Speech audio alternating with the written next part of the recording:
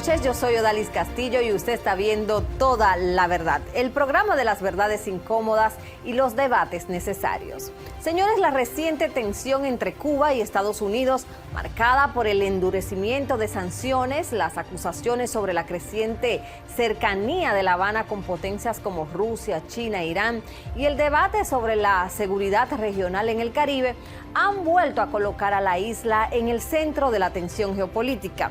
En medio de este escenario surgen interrogantes sobre la verdadera capacidad militar cubana, el estado de su arsenal heredado de la Guerra Fría, la vigencia de su doctrina defensiva y el papel estratégico que sigue desempeñando frente a Washington. Para analizar estos temas conversamos con Manny Zuberville, coronel retirado del Ejército de Estados Unidos y es asesor jurídico del Comando Sur, analista y experto en relaciones internacionales. Coronel Zuberville, desde una perspectiva estrictamente militar, ¿qué tan operativa es hoy la mayor parte del arsenal cubano, heredado de la Unión Soviética, y cuál sería su verdadero nivel de efectividad ante un eventual escenario de confrontación con los Estados Unidos? Bueno, la cantidad de armamentos que tiene Cuba hoy en día, que tienen desde décadas atrás, que viene desde los años 60 en algunos casos, eso en realidad no es, vamos a decir, armamentos, ni equipos, ni tecnología que pueda competir directamente con los Estados Unidos. Vamos a estar claros, Cuba no es Irán, que ha mostrado aquí en estos últimos meses una capacidad de defenderse en términos militares.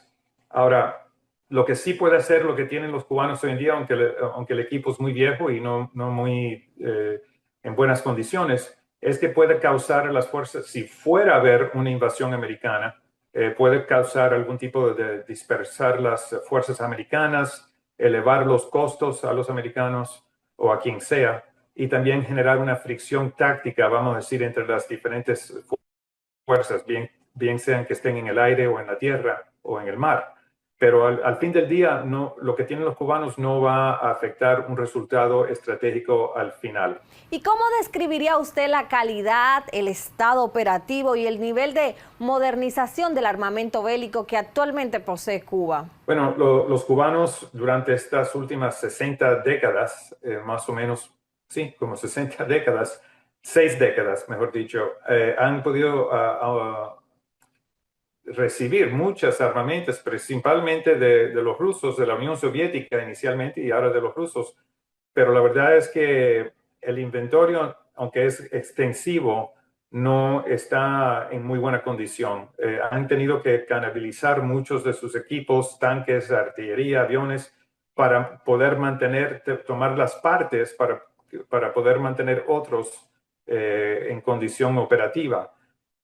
Así que, en fin, la verdad que, o que tengan muchas cosas, la verdad que están en un estado de utilidad muy baja. Cuba ha insistido durante décadas en la doctrina de la guerra de todo el pueblo. ¿Sigue siendo una estrategia viable en el contexto actual marcado por la supremacía tecnológica, la guerra electrónica y el uso masivo de drones? Bueno, su punto es muy interesante la pregunta, porque yo diría que vamos a decir, para responder directamente a su pregunta del uso cómo ha cambiado la tecnología de la guerra en los últimos 60 años, vamos a tener en cuenta que Venezuela también tenía la misma doctrina y eso no frenó eso no pudo prevenir lo que ocurrió. Eso de esa doctrina de la guerra de todo el pueblo es para defender contra una invasión, la cual yo no veo realmente por parte de Estados Unidos y nadie más.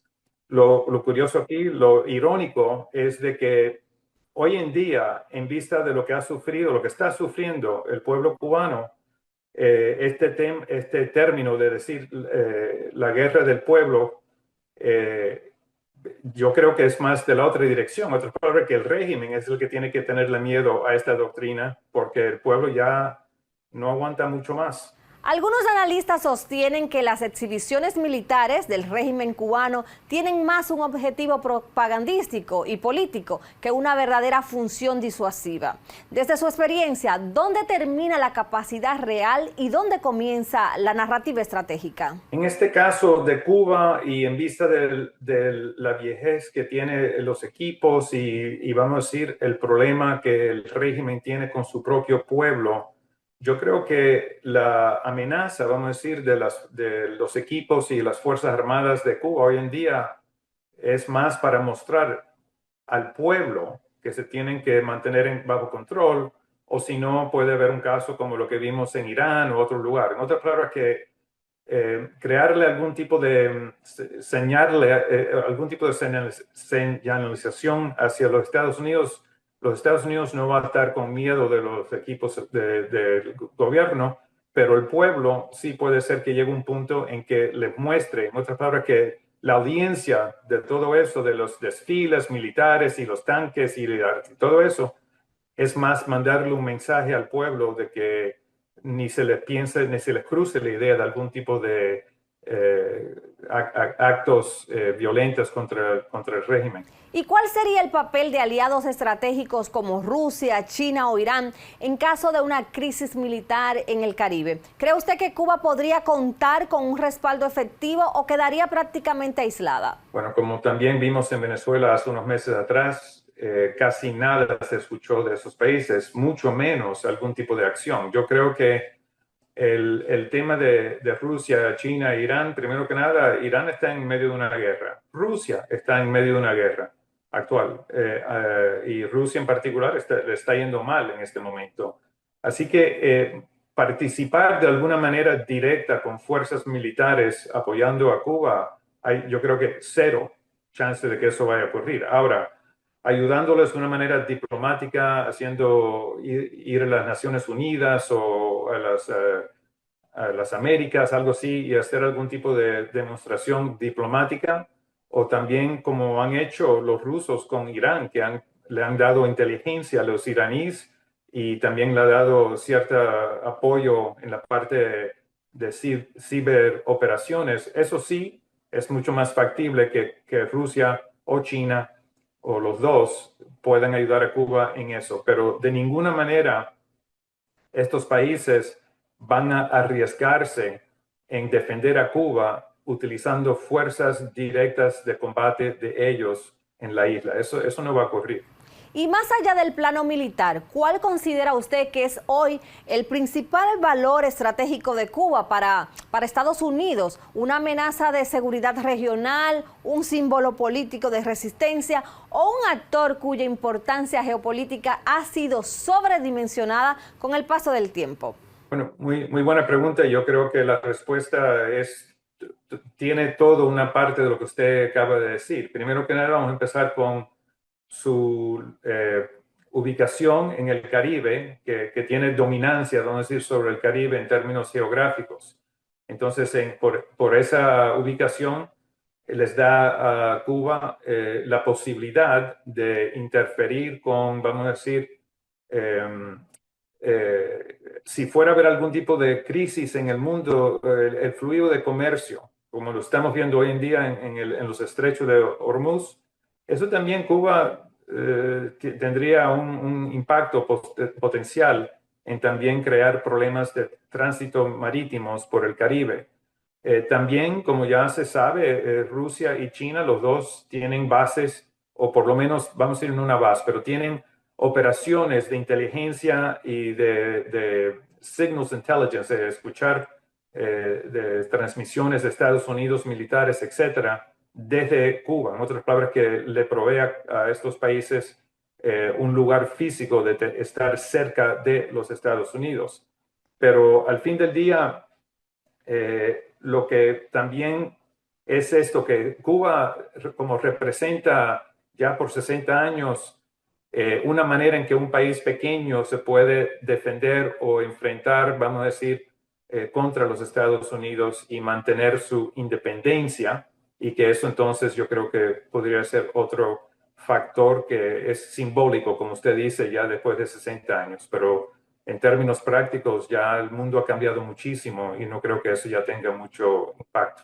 Bueno, ¿cuál es el futuro que le ve a Cuba en lo inmediato? Bueno, yo sé lo que yo deseo para Cuba, pero no sé si es lo que viene o si viene, cuándo es que va a venir.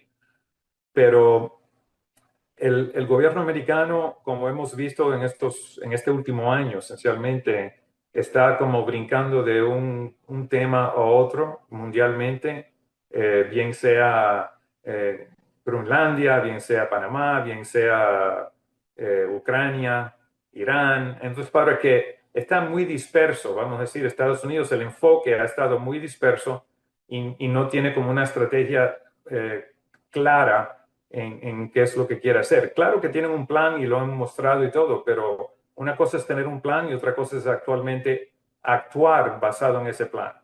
Y el plan, supuestamente, lo que mostraron hace unos meses atrás era un enfoque sobre la región occidental del mundo, ¿no? Las Américas, esencialmente. Pero mira lo que hemos visto. Así que no sé, pero lo que creo es que cuando, en algún momento, si fuera a haber una tranquilidad en Irán, en los estrechos de Hormuz, etcétera, que entonces ahí puede ser que el gobierno americano pueda reenfocarse un poco, vamos a decir, sobre el tema de Cuba. Eso no se ha terminado. Eso sigue ahí y entonces, ¿qué harán?